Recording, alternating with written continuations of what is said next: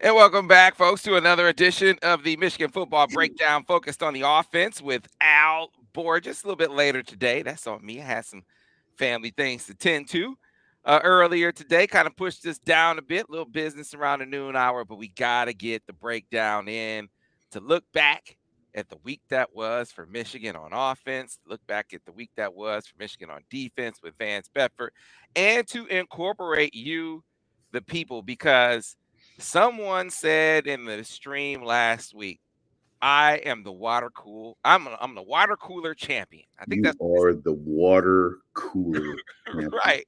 But you had And to build to that, Sam. That didn't happen overnight, okay?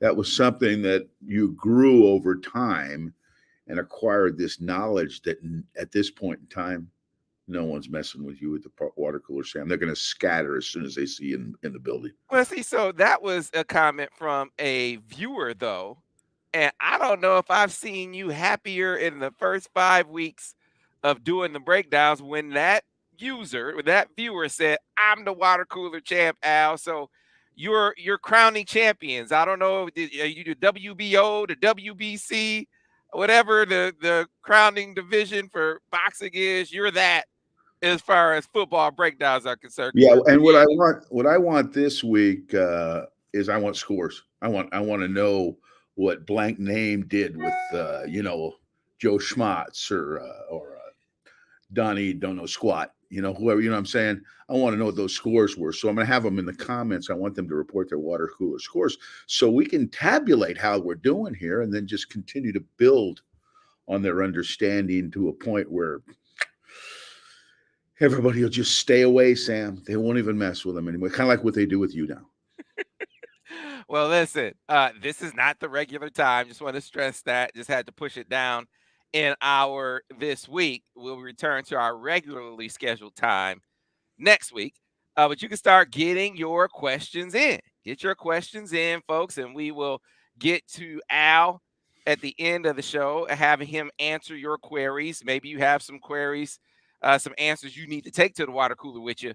Al will equip you to do just that. But let's dive into this game, Al Borges, he who coordinated offenses at Michigan, Auburn, Oregon, UCLA. I'm running the gamut, Al.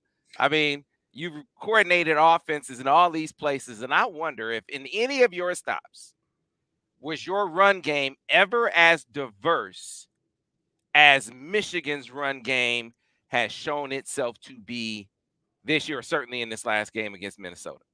No, I would no, probably not. Now we had some pretty diverse run games based on our experience. Certain places we really did branch out, but they've taken this because of the amount of success they've had and the experience of their offensive line. I think that's a huge part of it to add to that to the tight ends.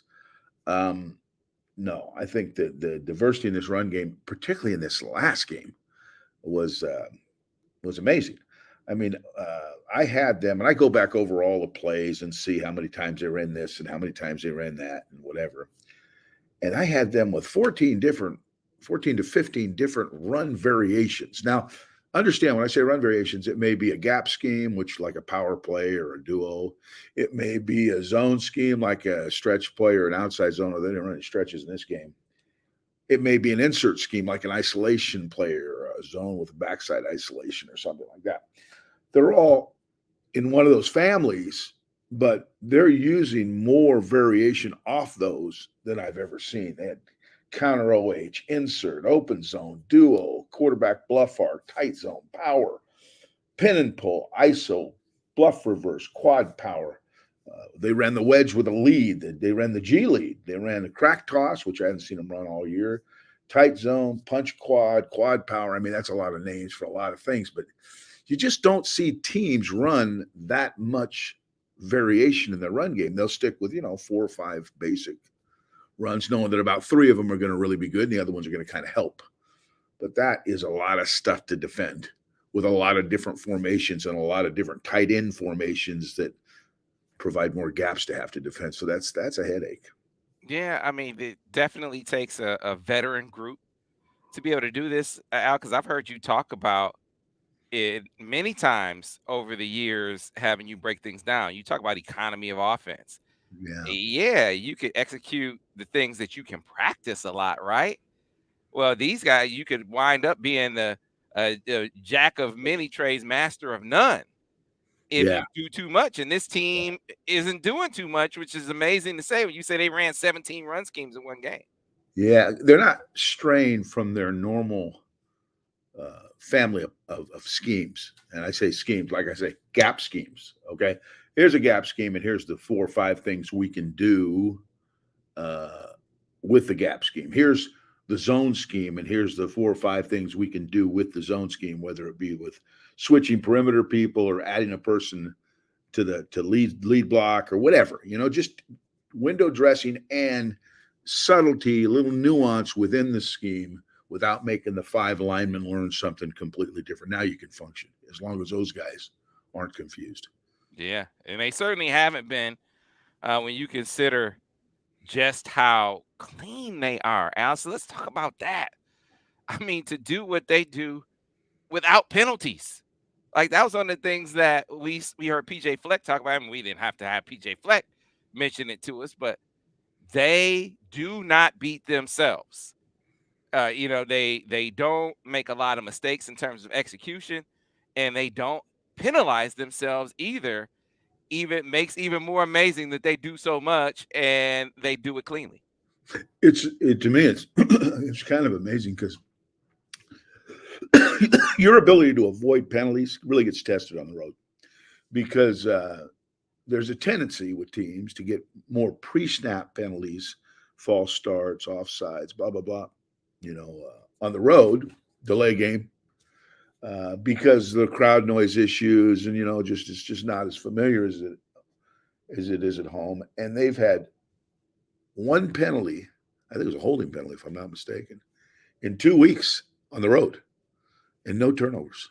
I mean, that's highly just how many teams do that? I mean, you just don't do that very much. It's just and a lot of it's attributed to the system and to the discipline of their kids and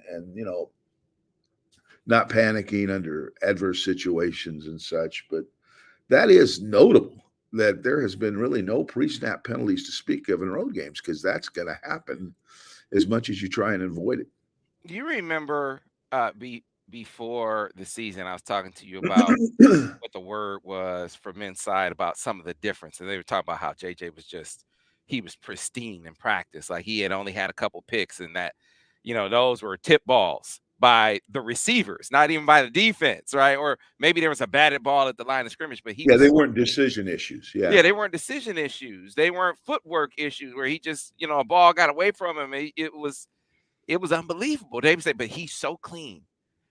We could put so much more on this plate. And so they were saying like he's going to be able to change plays. He's going to be able to change protections. Well, you got to be able to recognize coverages. You got to be able I mean, when you talk about changing plays, you got to be able to recognize pressures when it comes to changing protections. And he's doing it, Al. We saw it in this game. Yeah, he did it a couple of times.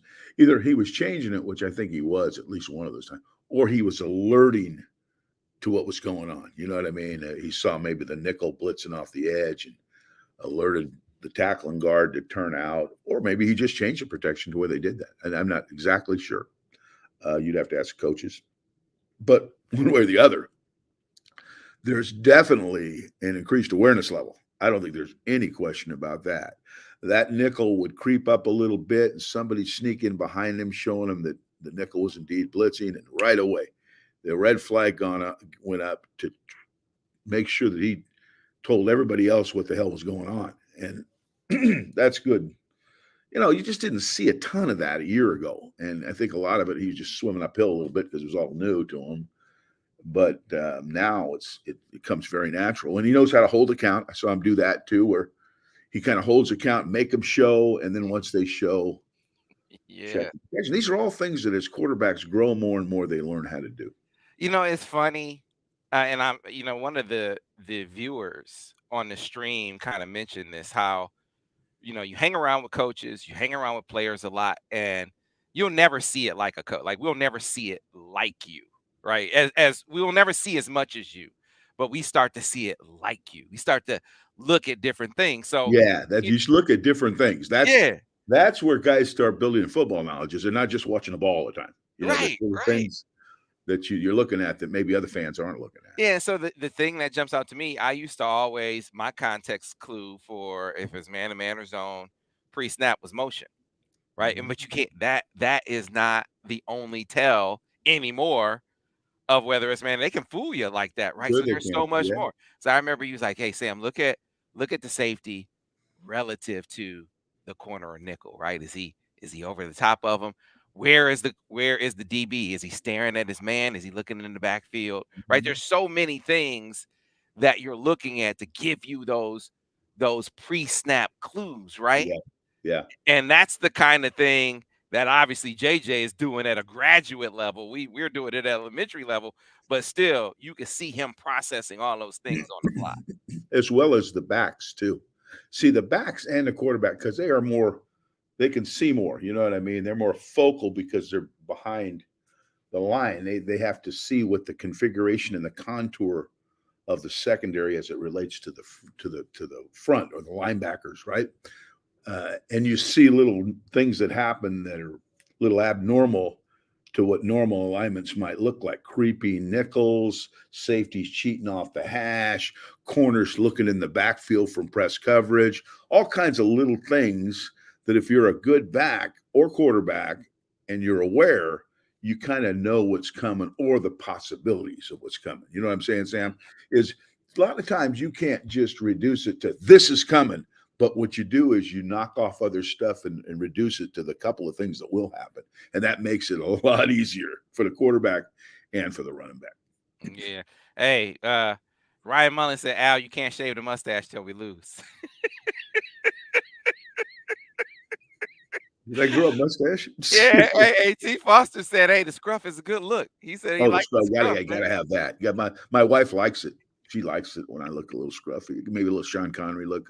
I'm a little better looking than Sean Connery, but I still kind of had, that little deal that I don't know. Yeah, so many things to highlight. So we'll get to the broad brush of the grades coming up. But you've watched the line very close. You grade every position.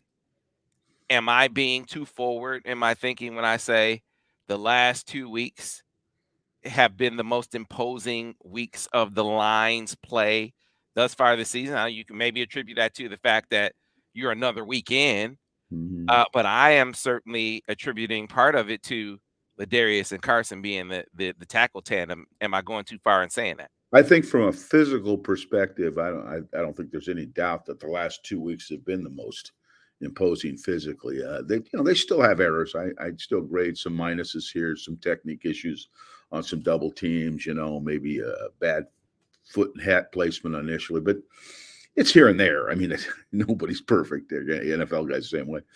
But in terms of just the physical nature of putting a body on a body, I call it bull elk on bull elk. You know what I mean?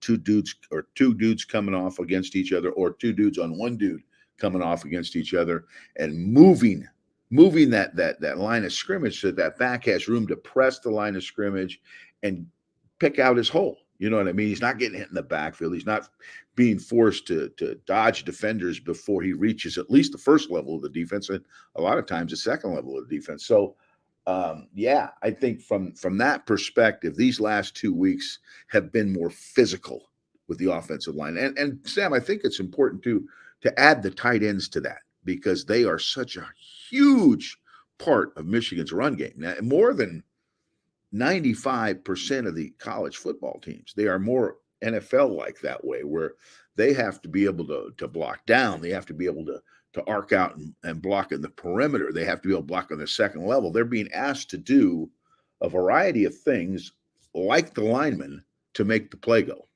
Yeah, this tight end group, um, they are killing teams, and I'm not just talking about killing them physically. I'm talking about killing them with how much diversity they have. You got multiple guys that can go out and catch passes. I think Max Bredesen has been the best blocking move guy I've seen them have and they've had some good fullbacks. Mm-hmm. He's like a move guy. He's coming across for me. He's doing a lot of that split zone, duo kick stuff. He's doing a lot of Yes. that. And Al, I think he's the best they've had at it in Harbaugh's tenure. What would you say about that? From where Max was a year ago to where he is this year, and he wasn't bad a year ago, but he was still kind of learning it. You know what I mean? And they weren't using him, but here and there, because I don't think they really were completely comfortable with what he brought to the table yet. Well, this year they're completely comfortable, as is he, which is even more important, right? He is blocking from the backfield in the I formation. He is blocking from a variety of offset looks on counter plays and power plays. He is blocking on the wing. He is blocking in double wing situation, and he is motioning to all the spots I just mentioned. He is split zone blocking. He is arc blocking. He is down blocking. He is involved because of the nature of his position. He's not really an inline tight end for them, although he does a little bit of that too, but Mhm. not a ton. Because of all the things he has been asked to do, he is invaluable to their approach to the run game because he's so efficient at it. Yeah, he's been fantastic. And then you add Colston is not just a pass catcher. You see a lot of those guys who are as refined a pass catcher as Colston is, and you don't see them do any of the dirty work, right? I'm a you split me out, coach, right? I'm not that flex me, coach. I'm not doing the inline stuff. And that's not Colston. Like all their No, guys do the dirty work too. really, that's not any Michigan tight end. You got to do dirty work. You want to catch passes? We'll let you catch passes. This is a place I said before, you've died and gone to tight end heaven. This is it. Okay. If you're going to be recruited, this is a place to play. And if you want to play next level, they're doing all the stuff you watch the 49ers and the Eagles and everybody else do. But you pay your dues. Okay. You're going to be asked to do some things, some dirty work, some inline blocking, some, like I said, some arc blocking, some crack blocking, whatever. You got to earn that opportunity to catch those passes. Now, the one thing that you'll notice if you watch Michigan closely is they ask certain dudes to do a little more of what they're good at and a little less of what they're not.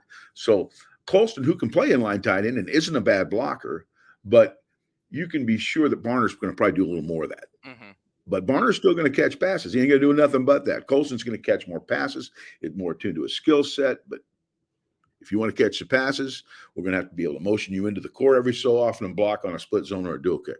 Yeah. So they all got to do a little bit of something. But for the most part, they have it. And you can tell the way they package it. The guys do what they do best the most. Man, it is they aren't sexy all the time, right? And then some of the stuff they do is really sexy, right? But they aren't sexy all the time like the, full scale passing attacks are. That gets all the attention. And I think it leads to the impression that maybe Michigan has been antiquated Mhm. in their approach, that they aren't diverse enough to go against some of the better teams. So assess for me the diversity of the offense. We talked about diversity of the run game. This it plays into that.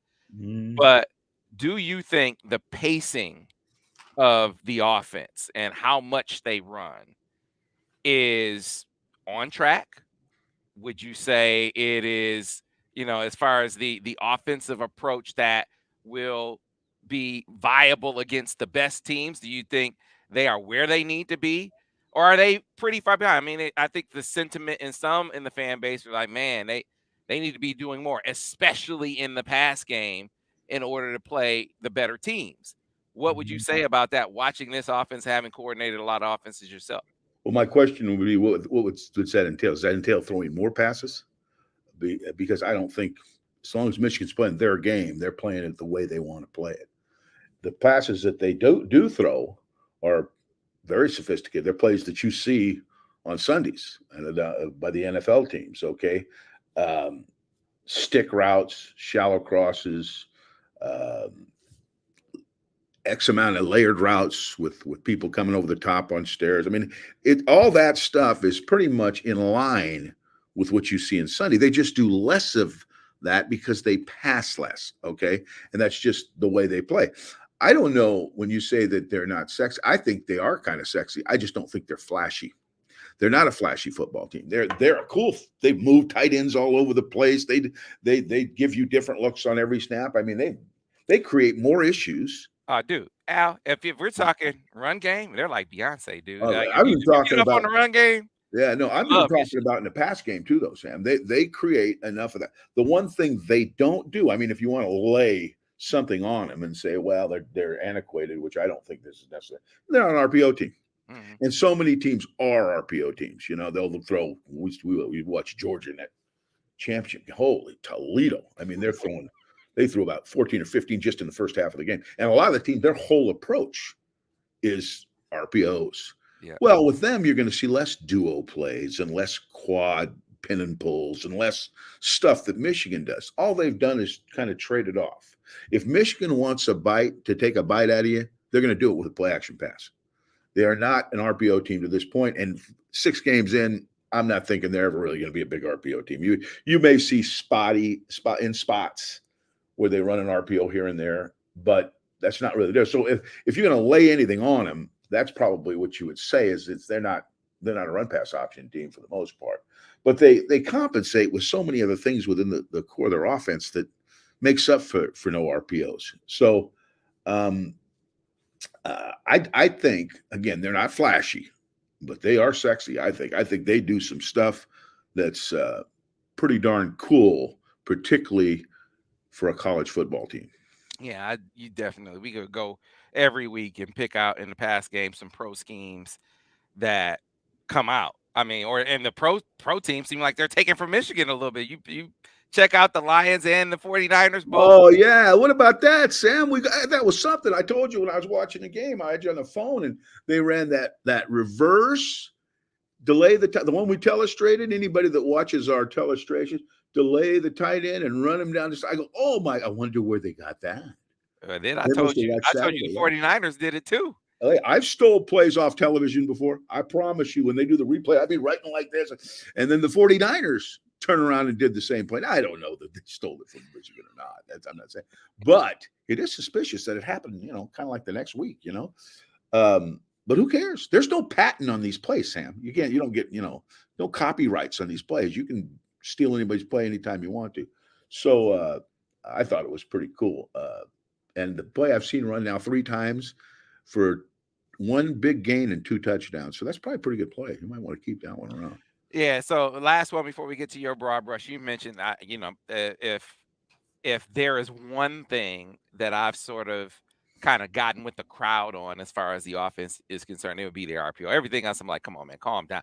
This offense, if you pay close attention, is super diverse, right? It's you see building blocks, you see them adding things every single week. They are 6 games in, they've won what 1 or 2 RPOs on the year.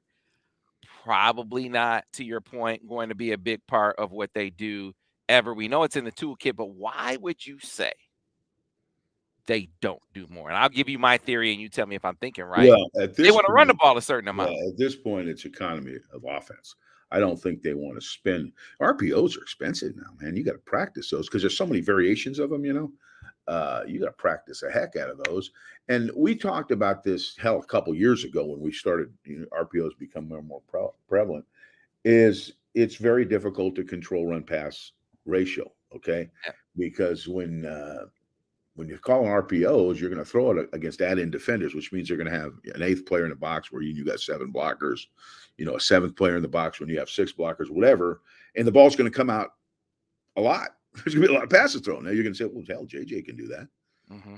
And you would be right. I think he could. How much? But do you want to spend more time on that? Okay. Hmm. Or do you want to give the ball to reliable players like Blake Corum and Donovan Edwards and your quarterback, too, for that matter, on some +1 runs? You want to spend more time with that? Well, they've chosen to do more of that stuff and spend less time on RPO. But just remember, those are the 2 factors I think to me are the most relevant is expensive time in practice and inability to control your run pass ratio, which means it's 1 less carry for Corum, 1 less carry for Donovan. It may be worth it, Hmm. but the way they're doing what they're doing, it would be hard to justify shifting gears at this juncture. Yeah. I mean, you think about the number of times teams add in defenders on Michigan, they be throwing the ball a ton. As I say, you want RPOs, you're going to see a million passes. That might entertain you, but that may not be the best way to win the game. So, I mean, virtually every time they come with more than one tight end. you're getting a loaded box. Okay, and you're probably getting one even with just one tight end. They know what Michigan wants to do. So you want to throw a gazillion RPOs and stop doing what you're doing? Well, I guess you could do that, but you're becoming more. You're putting more and more on JJ McCarthy, and his plate right now is pretty full, but he is executing it so well. Man, I hate to mess with it. Hmm. The one thing I want to say though is this, Sam. There's going to be a game where Michigan is going to have to throw the ball probably 35 plus times. Okay. I don't think they can go the whole schedule and not play someone that's going to force you because eventually you'll get in a game and go, oh boy, we're having a little more trouble running the ball than I'm used to here. So there's going to be things that come up within their passing game that you might not have seen as much in other games simply through necessity. Gotcha. Gotcha. All right, folks. If you have questions for Albor, just put them in the comments. I've been keeping track of them so far, but if you haven't added your question yet, get it in now, and we will get to it after we get to Al's broad brush of the game and then his grade. So, Al, let's go to it now. Give us your broad brush of the 52-10 victory over the Golden Gophers. Most of it we've discussed, but I think the run variations jumped out at me. And when I broke it down, I knew it in the game. In the game, I go, God, dog, they're throwing a lot of stuff at this guy. But once I broke it all down and crunched the numbers, the run variations jumped off the page to me. The addition of the pin and pulls, which we had not seen, they only run, I think, three of them, but boy, they were good. One I think, popped for 40 yards against a corner blitz. Keegan kicked the guy out. Blake cut underneath him, and that was nice. That was nice. I think that was their first one. We haven't mentioned this, but they're play action shots. Hmm. Their shots off play action in this game. They threw six of them, and I think they hit five of them, and all of them were significant gains. I don't know that they were forced to check a ball down on a play pass shot. Now they checked it down in other pass plays, but not. I don't think they were forced to check one down on a play pass shot. Quarterback continues to hurt people running the ball, not necessarily with huge numbers, Sam, but with also the threat Hmm. of him pulling the ball. He had two really good runs. One of them, I thought he probably should have given the ball off, but he beat the guy like a tom tom. Okay, he got outside the pocket and he got outside the out in the perimeter, and he just beat him. I mean, what do Not you like a say? bass fiddle, Al. What happened to the bass And fiddle, man? that relates to when you can't hit a pass, Sam. You can't if you can't hit a pass, you can't hit a cow in the ass with a base fiddle. That's not really relative to this, but it was interesting. Him demonstrating his run skills when there was, a guy was there to tackle him, and they couldn't do it. Okay.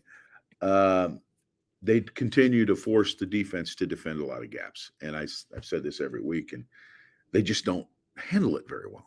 These teams. Now, somebody probably will, but the teams I've seen to this point they're just not handling it very well. And with the addition of JJ pulling some of those duo plays, that's just hard. That's a lot of stuff to think about. And they only ran in this game a couple of duo plays, which is their mother play. That's starting point for everything. But they had so many other ways to get you that they just picked those. No turnovers, great balance, 219 yards passing, 191 rushing, and only one penalty. I mean, these are fun shows, Sam. When this stuff is this is good stuff. Yeah, I don't take it for granted, man. Yeah, I don't because it's gonna get harder. I keep saying that, but Yeah. it really hasn't yet, but it will. I promise you, it's not gonna be Shangri-La every time we have this show. Yeah, man. It's fun to do these shows. And you mentioned duo. Duo was more like a decoy in this game. They had the 4th and 1, Yeah, for sure. you Sure, know, yeah. play pass off a duo to Khalil Mullings, who, man, you gotta shout Khalil out. He had another good day. And then JJ pulled the duo and ran one in for a touchdown. That was like how the duo was most effective in this game. Yeah. It's sometimes it's the plays off the favorite play that are the best plays because maybe they're over defending the favorite play. But I don't think the duo was really tested much in terms of defending it because it just wasn't run a lot. But they did hit them with some counter punches off the duo, like you said, the 4th and 1 play, and that still reaped some benefits in the game. So, Okay. All right, Al, let's get to your grades. oh, great, yeah, good. Again, I'm an easy teacher, man, because these guys are grading pretty good these days. The offensive line was really good overall. I had 20 minuses for the whole offensive line. That's amazing. That's a really good game. I gave them an A. I think it's the first A, pure A I've given them all year. Tight ends I gave a B plus. They were good. Just a couple of issues came up with them, but they were good. Wide receivers could have blocked a little better, but I had them with 6 minuses totally. But they got a B. They were good.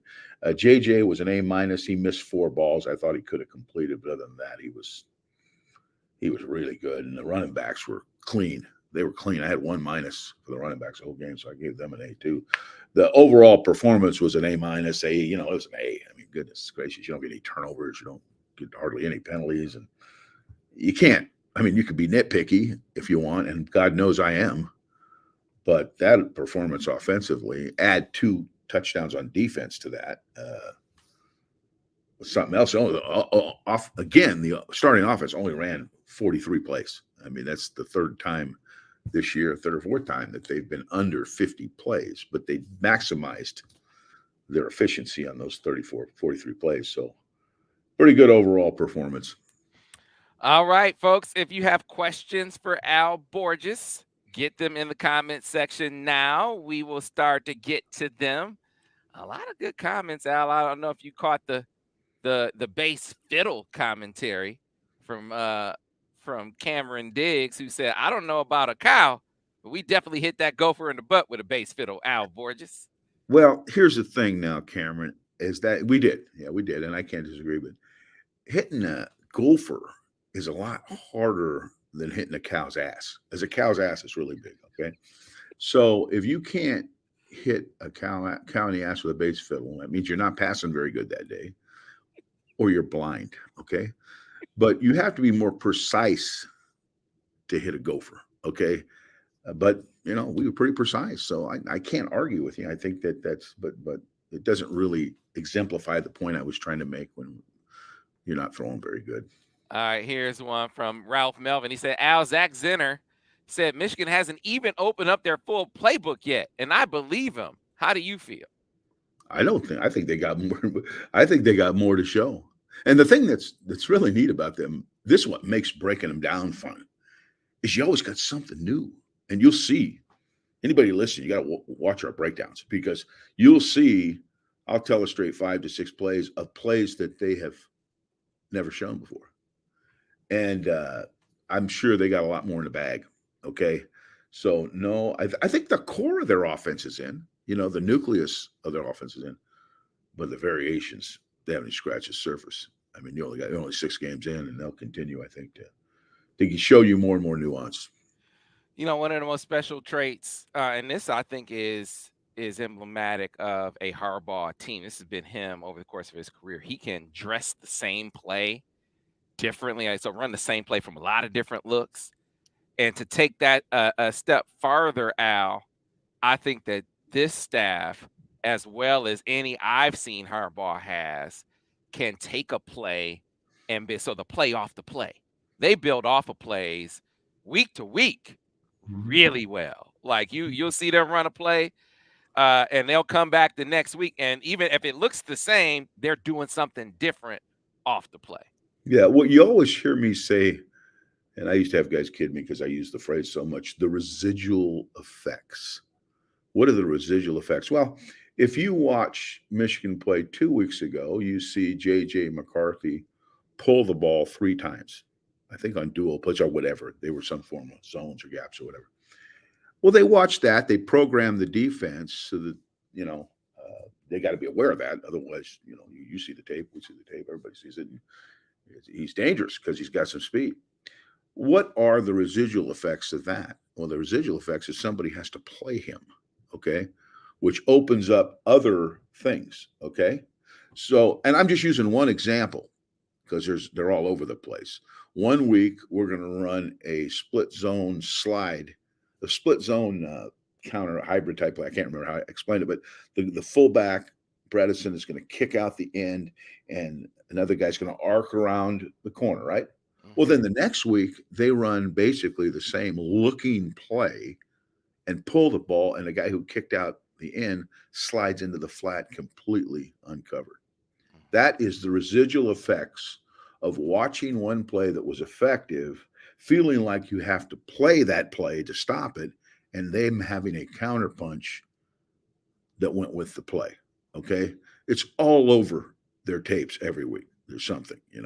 And then add to that the variations with things like flea flickers. Okay. We have seen, we saw another reverse in this game. We have seen flea flickers, but none built the same. The only commonality is they pitch the ball back to the quarterback. One of them's off a reverse, one of them's off a sweep, another one's the receivers are doing completely different things. So I had a question, I think last week or 2 weeks ago, about the flea flickers. I said, you can run flea flickers all you want as long as there's something a little different. But if you keep showing them the same flea flicker, they're going to practice the hell out of it and usually stop. Because gadget plays are fragile. They're either usually feast or famine. But when there's that kind of variation, how do you really practice it? You know what I mean? If they're trying to attack you a different way than what you saw on video. One of the things that we talk about staple run plays, right? Michigan has a few staple run plays. One of those that we detailed a lot in past years was the pin and pull. We just saw the first pin and pull of the season, and it was a doozy, 40 yards. This is our first pin and pull of the season against Minnesota. So Travis Foster asks, why hold the pin and pull until week 6, Al? Sam, answer that question. I have educated you. I'm going to throw this one at Sam, and he might screw this up. And if he does, I'll just fix it. Okay. They faced all those odd front teams, Al. They faced all those odd front teams out the gate. This was an even front team that pretty much lined up where they were going to be. He did it. Yeah. The target. Yeah. I spent a lot of time. I just want you to know out there, I spent a lot of time with Sam. Way too much time. We cannot go any farther, Al, till we talk about this pin and pull. Now, I teed it up, Al. I teed it up. Did I not call out the pin and pull in this game? He did. He called it out when he saw it. And I was impressed because I thought it was, when I first saw it, I thought it was a counter CT with a center pulling. But I really kind of caught the end of the play. So he asked me, was that a pin and pull? I didn't think it was. But then they ran it again in the game. And then you could bet that the first one was a pin and pull. So that confirmed it. But the thing about the pin and pulls that's, I think, cool is it's another way to get the ball outside. You know what I mean? Now, the first pin and pull was against a corner blitz, and it ended up, like I said earlier, Keegan kicking him out. Now we're gonna diagram that, illustrate that, and tell you everything you want to know at the water cooler about a pin and pull. Okay. But like Sam says, in most instances, if you're going to run that play, you'd like a pretty reliable front. And by that, I mean something that, that suits it. You don't want a ton of movement and 3-3 defenses twisting and turning. That's not as good on pin and pulls. It's not impossible to run them, but you'd rather have a little steady front that you can target and move to. So that's really, Sam hit it on the head. I hate to admit it. But he was right. It was a front that they could count on blocking because it wasn't going to be a lot of movement. How about this, Al? Sea Otters said, held my coworker to 0 points at the water cooler this morning. Wasn't even close. I love it. How do you say his name? Sea Otters? Sea Otters. Sea Otters. Now, is that him in the picture? Because I think that sucker probably is the one that was a winner. That's a good-looking dude. Defense wins championships, what I say. And then I'm going to come back. Now, I've heard that my whole life. Defense wins championships. You got to have a good defense to win championships. But if you can't score any points, you ain't going to win. If your kicking game sucks, you ain't going to win. So the overall effort is really what wins championships. That's what's put Georgia holding that trophy up every year. They're good on both sides of the ball, kicking game good. But I never say just defense wins championships, just like I never say offense wins championships. I don't think that happens either. It takes an overall effort, a good balance between all of them, because very seldom is your offense much better than your defense, or your defense much better. Usually one of them's a little, you know what I'm saying? So you got to have a little balance there. And then you do all the right things, you're going to win one. Gotcha. All right. So John Walls wants to know, Al, how did you like the JJ false pointing to distract the secondary? Did you see him do much of that? I don't know. I'm not sure when. I'd like to see the plays talking about. Right. because I'm not doubting that he did but he did some pointing that wasn't false, where he was actually telling them. Now we would do what he's saying. We would do that. I've had quarterbacks just so guys would see things on tape that they thought were triggers that something's happening. I'd have the quarterback go like this to the receiver. He didn't mean a thing. Okay, he'd go like this to the receiver. He'd point to the receiver. He'd give him a three. Didn't mean a thing. But when the defense watches the tape, they'll stop that or get a television copy of it. Say, hey, look what happened when he did this. So I didn't really notice a lot of that, but he might have. And so if it is, it is, and it's a great way to do some decoying to the defense. All right. Getting on with the questions. All right. This one from Dooney Don says JJ's two TD runs against Minnesota were helped greatly by poor defensive play. Those runs ain't gonna work against the likes of Penn State and Ohio State, are they? What could be done better there? You said pointing to you said there was one you thought he should have gave it instead of pulling it. Yeah, that was one. He pulled one I thought he probably could have handed off, but he beat the guy. And what's to say he can't do that to Penn State and Ohio State? He can do that to them. He's good enough to do that. But I would not, in answer to that, I would not make a habit of making reads that are not conducive to success, because no matter who you're playing, that could blow up in your face. But I watched Ohio State play last week. If JJ gets the ball in the open field, he's going to beat some guys. He's going to beat some guys. And Penn State's pretty good too. But if he gets in the open field, he's going to beat some guys. I believe that. So as long as he's making good decisions, I have no problem with what he's doing, because I think he's going to make something happen, and he's proven me to be right.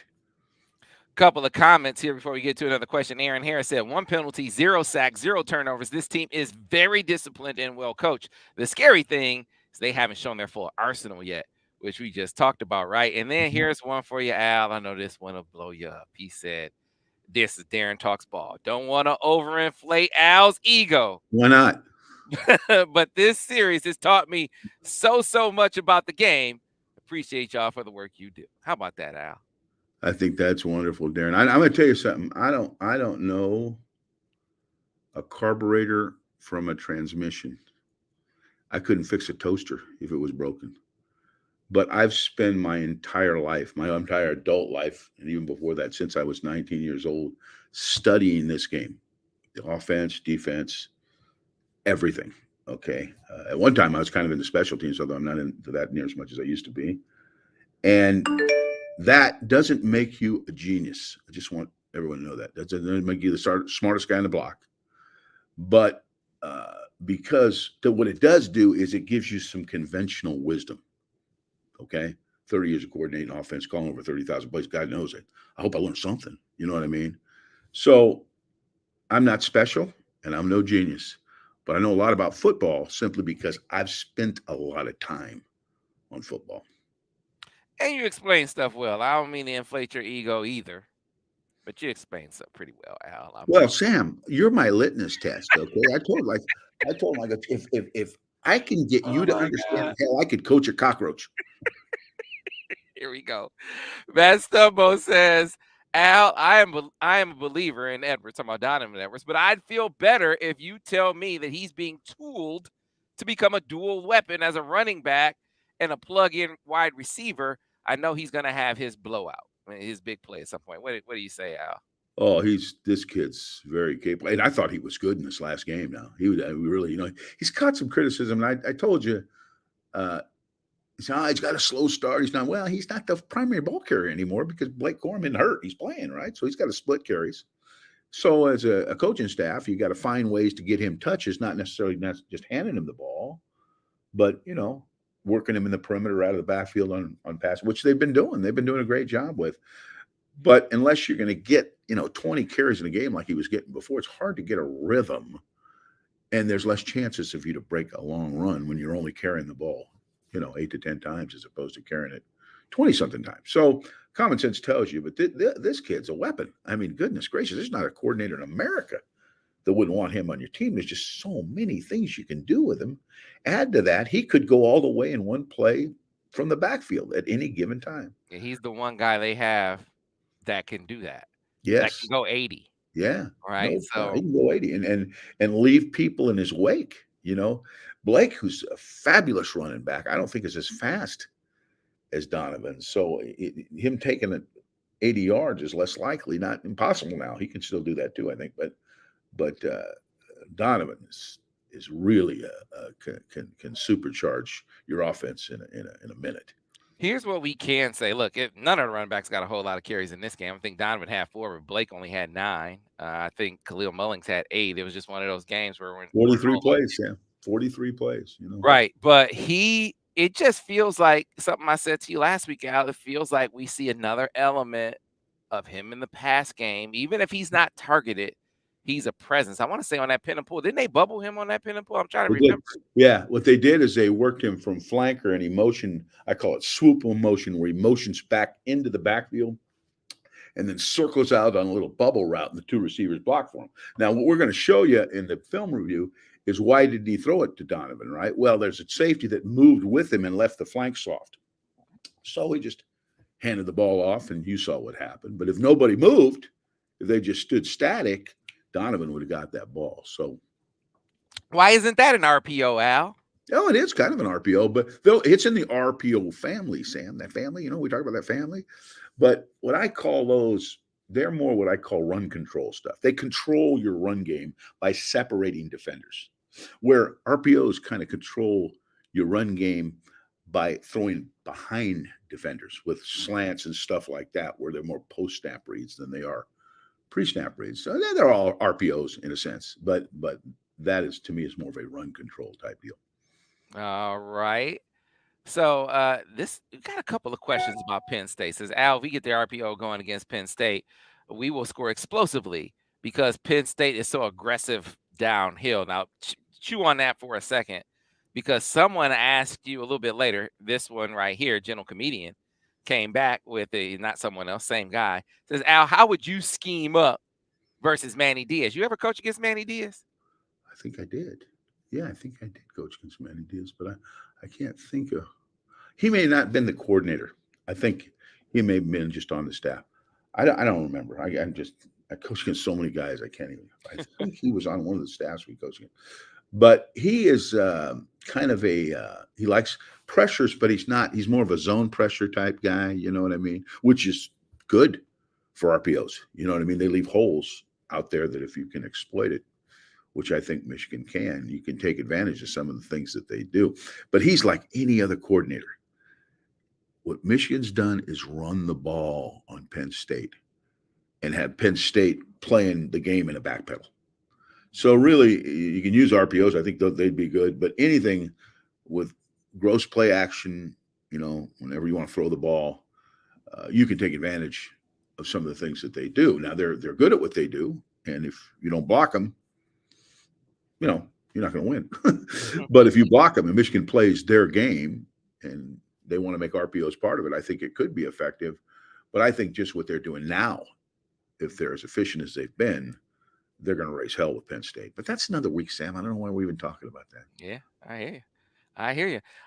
Jeff Rook says, love how JJ went back to CJ after the early drop. He's like that. Remember a couple games ago, Roman, it wasn't even a drop. We go back and look at it. A guy knocked it out of his hands, but he went right back to Roman the next play. I mean, think about this game. He gets Colston Loveland blown up, right? Gets him absolutely destroyed. Maybe the one pass the coaches will come back to JJ, be like, come on, Jay. Right? He would even say that. But then he came back and he got Colston the touchdown at the end of the game. He's just like that. Yeah, most quarterbacks are like that. I mean, they've got enough on their resume, and I'm talking about guys like CJ and guys like Colston. Their resume is good enough to where one drop or one indiscriminate throw or whatever isn't going to erase them from the plan. You know what I mean? They're going to say, hey, I dropped the ball, so what? He had run the same play earlier in the game. It was a flanker drive with a smash to the field, threw it out to CJ, and he ran for the first down. It was a really nice looking play. Turned around, they got inside the 20 or close to the 20, whatever it was, and ran the same play. He threw it out there again, and he didn't catch that one. So what? I mean, you don't like it, but you can't give up on a guy can do the things that he does. He's proven that he's capable.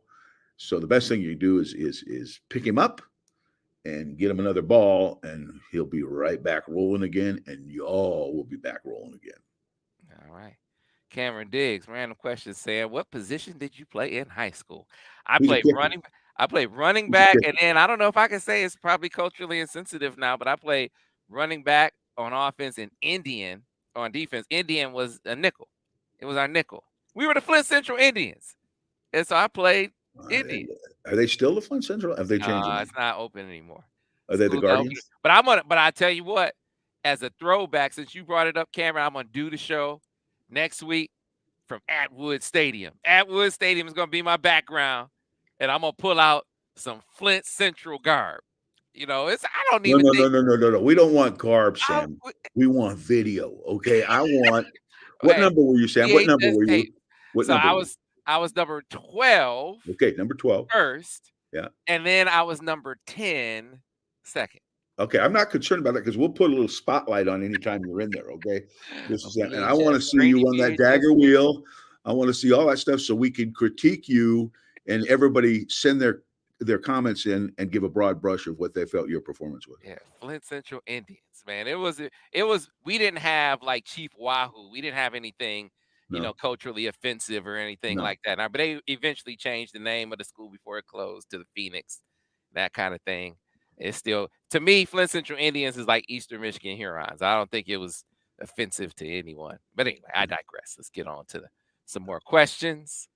Um, Next one. Here's one out. Cody Reed wants to know what area of the offense needs to be more refined.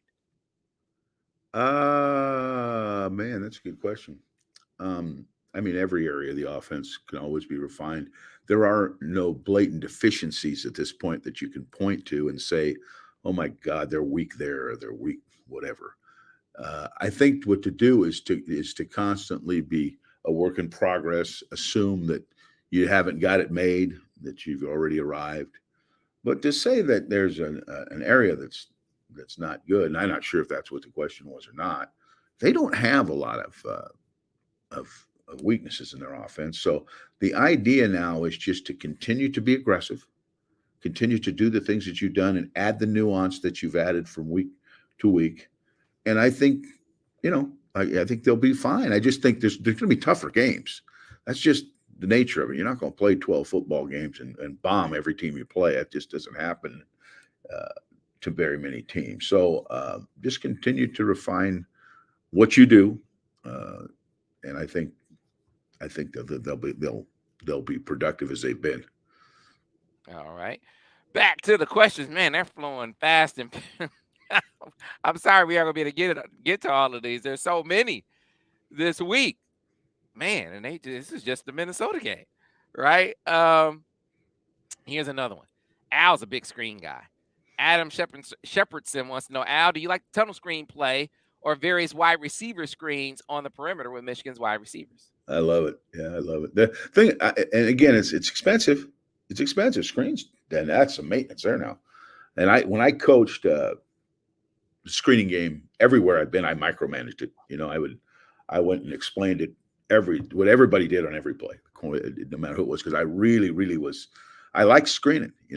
What I found in the past though is when you get really good at screens, certain teams are hard to screen because they're so aware that you are good at it. And a screen really isn't that hard to stop. One lazy player can stop a screen. So uh, you got to be careful with that. But I think the addition of a tunnel screen, maybe a slow screen somewhere, they're never going to be a big screening team. It's like RPO's guy. It's not their gig.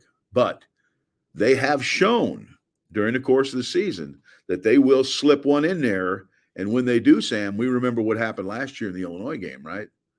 Yeah, it's not too Yeah, bad. yeah. So, Blake, yeah, big play for Blake on the screen. You just said something though that I want you to seize upon anymore. So I could. It seems intuitive that running RPOs would take a big slice when you talk about economy of offense. Take a big slice of your practice time, but screens are like RPOs in that oh way. God, every bit, if not more, because they involve so many people. The line having to get out and get in the perimeter, and the back timing it out against a blitz, timing it against coverage, timing it out against everything. Quarterback being able to hold the ball a little longer when people are pressuring. All kinds of little things that go into screening. And if you have more than one, which we always did, uh, there is some time and effort that goes into it. The good news about it is they will get you some big plays, some really big plays sometimes if you catch them. But they like trick plays so much they can be feast or famine. Like I said, one dude not even playing very hard can stop a screen pass sometimes. But I think there is a place for them. And again, if it's not a litany of screens, at least maybe a screen or two here and there, and surprise them with a screen in the game. And I think it's worth it. All right. Back to the questions. We had to highlight this, Al. Kobe Nichols. That blitz that Mullins picked up, coach. Can you rate that? Top 5 for me on Colston's touchdown. Slobber knocker. He knocked the dog crap out of that guy. I loved it. God, it was great. What Khalil did is Khalil said, I'm not going to wait for you to blitz across the line of scrimmage. I'm going to meet you on the other side of the line of scrimmage. I am going to be the blitzer. Okay. You are going to be, I'm going to be the hammer and you're going to be the nail. Okay. And he went and got that guy and lit him up like a Christmas tree. Okay. That's how you pick a blitz up. You might want to keep that on your training reel and show that to all the backs because I think that guy's still laying there. I mean, if he went out there tonight, I think I'd still be laying on the turf, Sam. All right. Let's Neil Wiggins wants to know, Al, why are we not seeing the explosive runs that we saw last year since the backs are the same as last season? Well, that's a good question. You're not getting the long runs, but you are getting a lot of efficient runs. And another thing too is remember they're just not running as many plays. So the opportunities for those long runs are just less prevalent. You don't see them as much. But I think before it's over, in these next 6 games, you're going to see some explosive runs, particularly in the more competitive games. Somebody's going to pop, a couple guys are going to pop some long runs when they start running 60 and 70 plays in a game, and there's more opportunities to do so. All right, here's one. Adam Shepardson again says, Al, I'm concerned about the drops from CJ, Donovan, and Loveland. Loveland was a good play on the D. Come on, I don't even count that as a drop. But JJ should have had at least 2 more completions. Do you think drops are an issue, Al? No, I'd take a chill pill on that one. I don't think that's no, drops are an issue when you get 5 in a game. Then you go, oh my God, geez, we're leaving so many plays out there. But in it's like anything else. Occasionally you're going to drop the ball. Okay. Loveland, I guess that's a drop. I mean, I don't know. That was another one that was an ill-advised throw. And we're going to detail that one too when we go to the film study. So he's not one to drop the ball. And Cornelius has not dropped a lot of balls. I go through, what I'm going to do is next time I'm going to give you the total amount of drop passes this year. I'll look at my sheets and I'll tell you, but there ain't been many.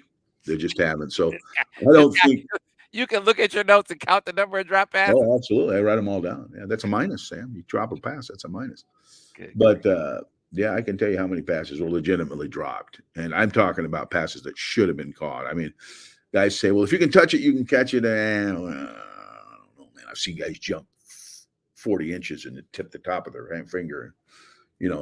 Unless they got an S in their chest, they weren't going to catch that pass. I'm talking about balls that legitimately should be caught that weren't caught. And there just hasn't been a lot of them. Yeah.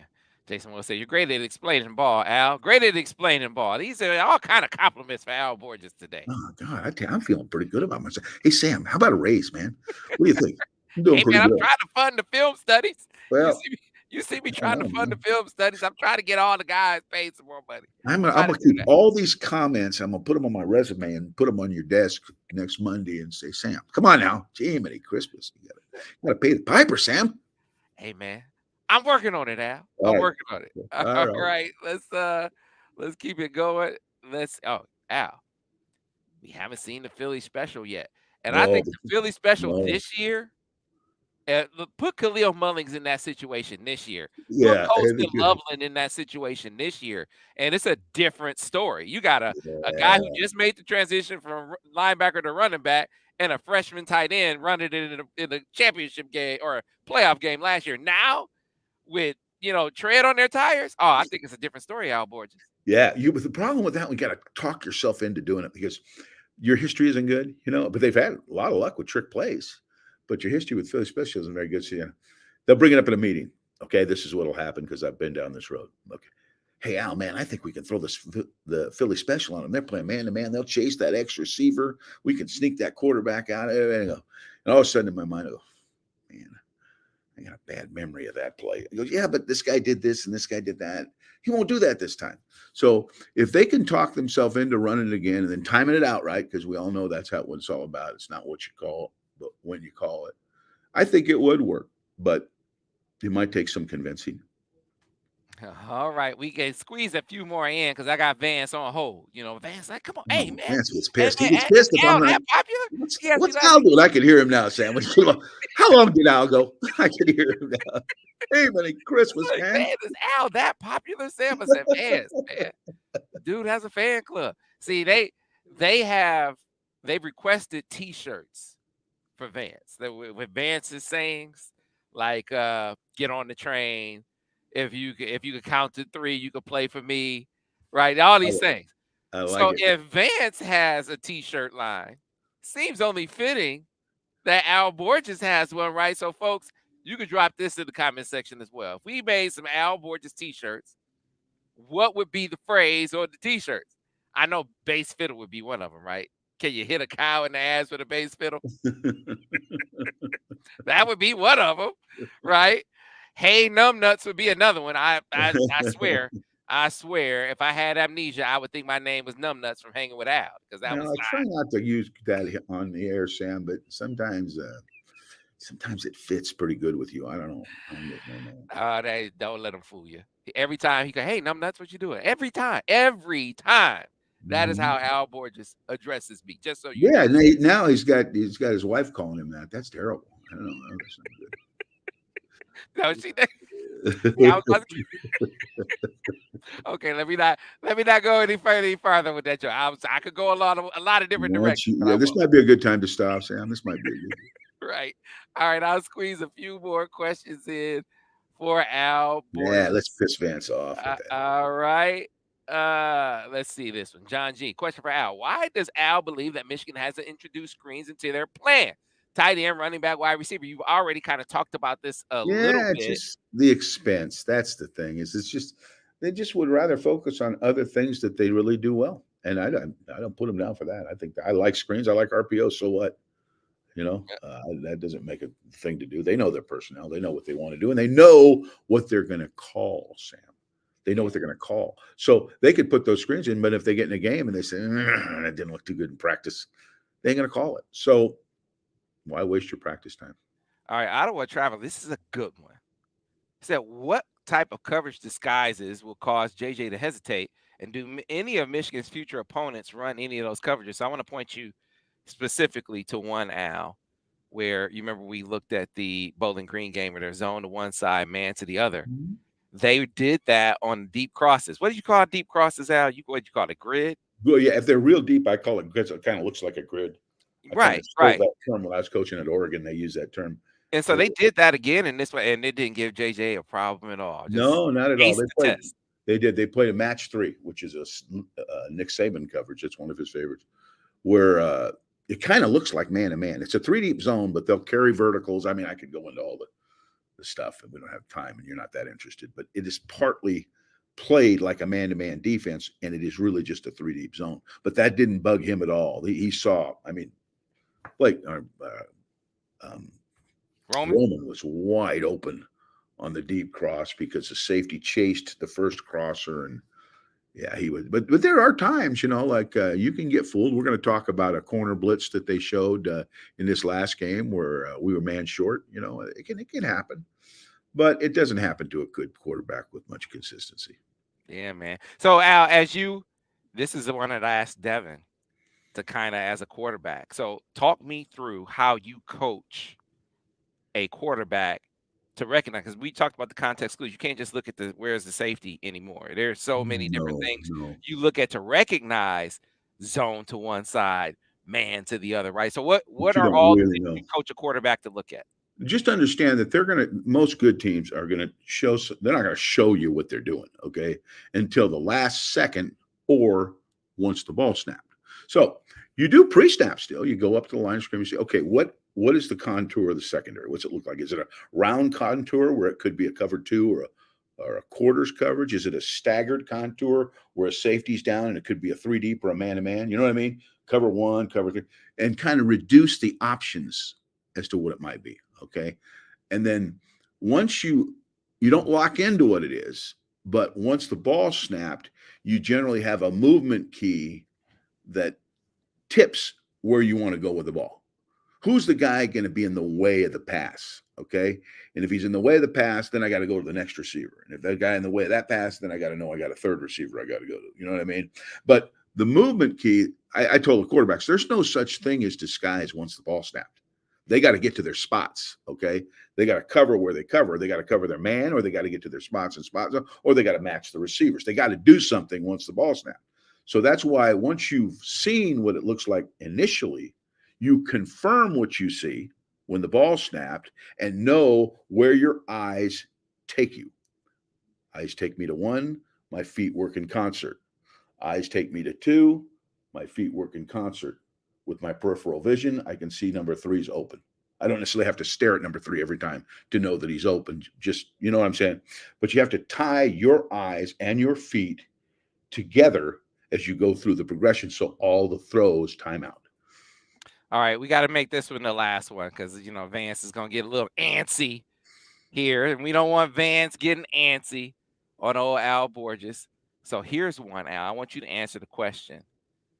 Eric Martin says, Al, should JJ stay one more year and mentor Jaden Davis, who's coming in and coming freshman next year, and up his stock for the draft? And before you answer, let me just say, I'm going to be talking about that on the Michigan Insider. So been spending so much time on the film studies and all this stuff. I have been gathering some intel, certainly on Jim's contract stuff, but also on JJ. Mm-hmm. And let me tell you something. That is not a ridiculous question. It seems ridiculous No, on the it is surface. not. Not with It NIL. seems ridiculous on the surface. It I used know to it be does, ridiculous. Yeah, it ain't but it ridiculous. is not. I'm telling you, No, folks. no. I'm going to get into this on the MichiganInsider.com. Mm-hmm. I promise you. That is not a ridiculous question. Now, I'm not going to tell you that, it's likely, but the question, Al Borges, is not ridiculous. With that, give me your answer. Well, I think some of it might have to do with how they finish this year too. If they win the national championship and such that a lot of guys say, well, I did what I had to do here. But you're right, Sam. It's not anymore. In the old days, I mean, I had 3 first-round draft picks. They all stayed through their senior year. Okay, but if they knew they were going to be a first-round draft pick, how do you tell the guy not to go? That kind of money is. But today with the NIL and all the other stuff, and maybe you have unfinished business, you don't know. There's a reason to reconsider that. Mm-hmm. You know what I mean? There's some deals, and guys have a lot of fun in college. I mean, they really do. They enjoy that, and add to that maybe some unfinished business. You may get somebody to want to stay. It's not impossible, but I think circumstances with your family, injury considerations, all those things factor in. But it ain't a slam dunk. Not in 2024. Right. So be on the lookout because I'm gonna, and I need some help because there's this new feature that I'm gonna bring to the site. It's been brought a bunch of new features to the to the uh to the channel. Right. Got to bring some new features to the site. So we're gonna bring a new feature to the site called Sam's Blue Notes. It needs to be something and the Blue Notes, right? Because I gotta, Harold Melvin and the Blue Notes used to be that's my thing. That's your day, Al. But I'm a big Harold Yeah, Melvin and the Blue Notes fan. yeah. So Gladys I'm Knight had the working on that. pips, I'm right? figuring it Gladys out. Knight had the pips. Sam, you got to have something going. Right. But we got some I'm gonna be getting into on a regular basis a series, an intel series over at the MichiganInsider.com. And that is one of them. JJ McCarthy, definitely on draft boards, moving up draft boards. But the question that Cameron Diggs asked about, hey, go or stay, is not ridiculous. No, it's And not. that I'm not, when I Not say it's today. not ridiculous, that's not just an opinion. Let me just No. put it that way. All right. So I'll leave it at that. And we will close out by getting some t-shirt some T-shirt suggestions, some Al Borges T-shirt And T-shirt. Sam, I want water cooler scores. We need Oh, water cooler scores. okay. I Yeah. want to know how all these guys are doing at the water cooler. Are you killing them, or do you need no more info? All right, we got to find that out. So drop that in the comments as well. If you're doing well at the water cooler, Al wants to know because that makes his day. If you're killing Oh, people at the water I live right? for the water cooler, Sam. I live B for Phillips 44 B Phillips 4GG says I ain't wearing no shirt featuring the cows, Al. it. B. Phillips, I don't blame you one bit. I am right. Tyler W says bald is beautiful. He Oh, you wants die. You're that damn right. It's beautiful. right. Yeah, hair's overrated. Sam always has been. Right. Slide 142 says Al the Mac I Borges. am the Mac Daddy, Sam. I'm him. Stop The it. doctor of Stop love, it. Sam. Stop it. All right. Here is another one. Gorgeous Borges. That's Yeah. gotta be a shirt. Gorgeous Oh, Borges has got to be a shirt, they right? had one, Sam, when I was here. They had a T-shirt. They had a Gorgeous Borges T-shirt when I was coaching. That's when we were doing good. They used it for toilet paper after I. Okay, yeah, he said gorgeous Borges with a bald head logo. I'd wear that. I'd wear that. Here's one from Ryan Upton. Trente's got a big. Don't pick on it. A lot of guys. That is one of your sayings, though. Oh, but we like those guys, Sam. We like those big round butts up there, man. They can move people. That's good stuff. Trente's just one of them. Don't pick on Trente. Oh my God. Al Borges, the key. You gotta make that a shirt, right? The The key. key, Sam. The key, baby. That's it. That's it. This is it. You Matt, can miss a few or get them all right. Matt You choose. Stumbo. Matt Stumbo has got your vote. Al is greater than DG. Al is greater than DG. Al is greater than Devin Gardner. Well, why state the obvious? I don't think you need a T-shirt for that. All right, folks, we could do this all day long because that's how much fun you guys are, and that's how much fun it is to break down this team. But to everything, there is a season. That means this show is coming to an end. We will be doing the film study, though. The film studies go up on Wednesdays, so be on the lookout for that. Be on the lookout for the breakdown with Vance later today. That will be at its regularly scheduled time. This was the only one that was moved down. Be going with Vance live at 5:30. So if you want to hear the defensive breakdown, be sure to join us then. Tomorrow, we'll be getting into the Recruiting Insider and the live show, which is Dropping Dime. So we'll get that tomorrow as well. Book that, mark it down, get it ready, and don't forget, we're going to be debuting a new Intel series on the MichiganInsider.com. And we're going to be talking about that question that Cameron Diggs asked about JJ. Not ridiculous, folks. Again, I'm not saying that again just for effect. So that's going to do it for another edition of the Michigan Football Breakdown, focused on the offense with gorgeous Al Borges. Go Blue.